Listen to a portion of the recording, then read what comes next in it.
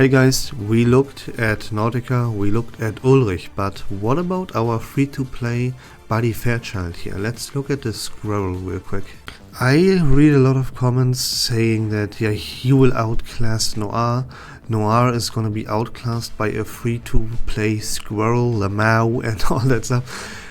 I know, like, a lot of people are joking about this, obviously, right? But there are people out there where I'm not too sure if they're actually joking. I think they really mean this, and just in case you are one of those that really mean and really truly believe this guy is gonna outclass you now, yeah, spoiler alert, he's not gonna outclass anyone, guys. But let's take a look at this inside here first, since this is really bad here. There's a lot of information missing, even key information here is missing, so I'm gonna pull up this one instead. So his inside one says, when other allies release an ultimate, you gain 2 stacks of Friendship Badge. Friendship Badge makes it so that each stack increases attack by 3% to a maximum of 10 stacks. You cannot have more than 10 stacks. Then his inside 3 says, at the start of the turn, if himself has at least 10 stacks of Friendship Badge, he increases his Moxie by 1. And his ultimate would not cost AP for this round.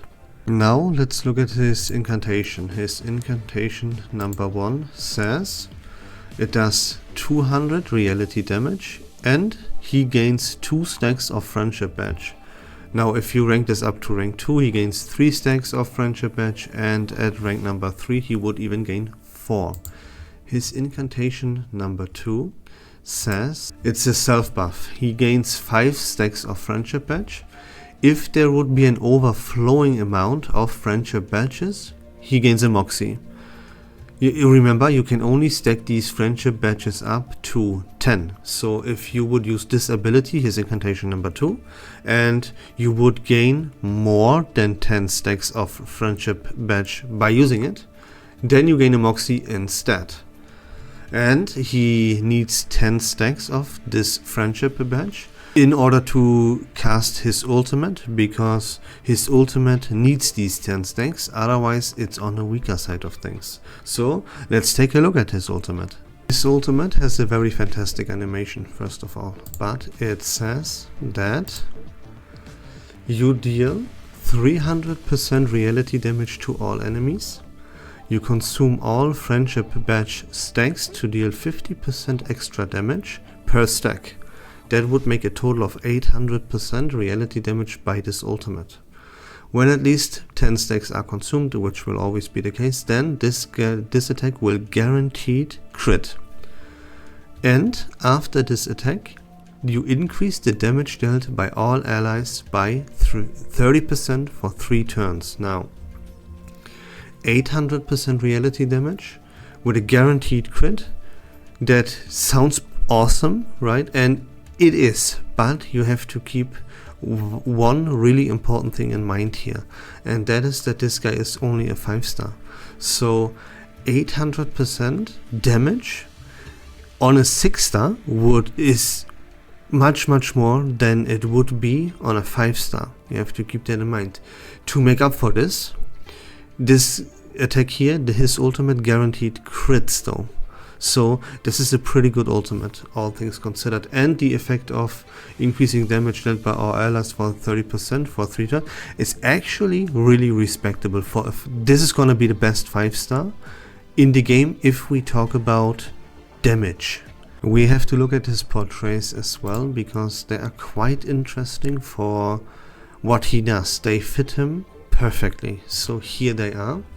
His portrait number 1 says ultimate increases damage by 75 instead of 50% per Friendship Badge.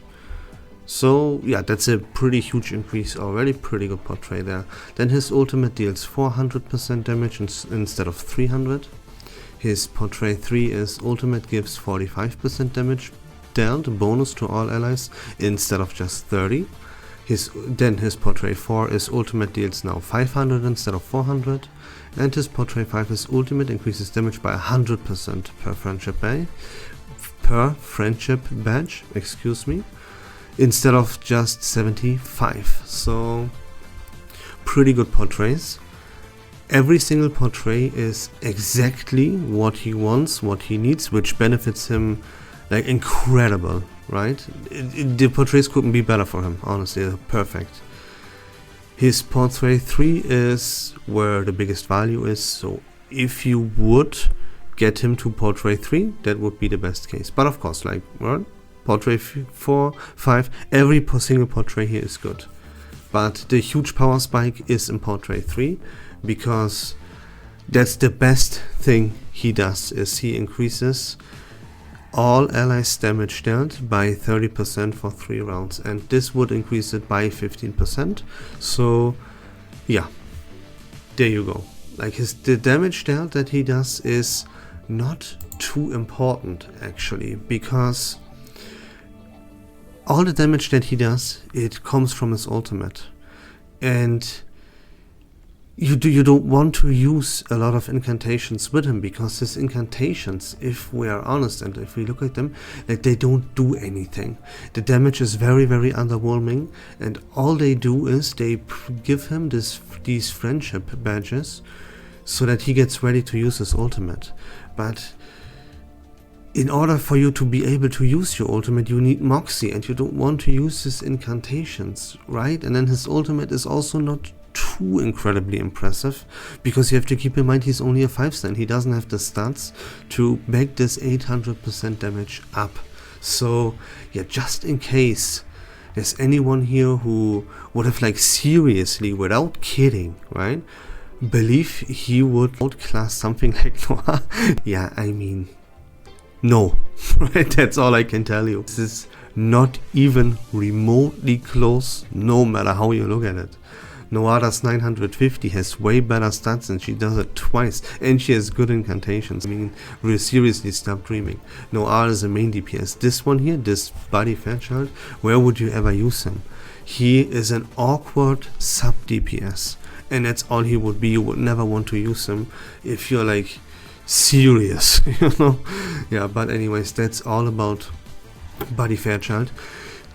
In context, that, yeah, we have to talk about him in the context of 5 stars, and he's gonna be the best 5-star in the game, like, not even close if we talk about damage, you know. There are other good 5-stars though. For example, Name Day, we get him in 2.7, and he's a pretty solid support for characters that use their ultimate. So Name Day is going to be the best support, Buddy Fairchild is going to be the best DPS if we talk in the context of 5 stars, and that's all there is to say about it. A little bonus, because in version 2.5 we will get a Kanjira anecdote, and this anecdote will give us a Psycube. So let's take a look at that Psycube real quick here. It says, when the user attacks, for each poison stack, penetration rate increases by a certain amount depending on how many stacks of poison you have accumulated. If the user's Afflatus is planned, when he attacks, crit damage increases by a certain amount. So this has nothing to do with Buddy Fairchild, but it is a pretty huge increase and how much value and how good the poison team will be. They already get Jessica, which would a phenomenal Euphoria, and this Psycube as well. It's gonna be absolutely crazy. Don't sleep on the poison team. I'm just telling everybody, like, this team is gonna be insane. That's it for the video, guys. I hope that was fun and informative. If you like Reverse 1999 content in general, please consider leaving a follow on my channel. I would really appreciate it. But until next time, take care of yourselves, have a great day, and we love this game.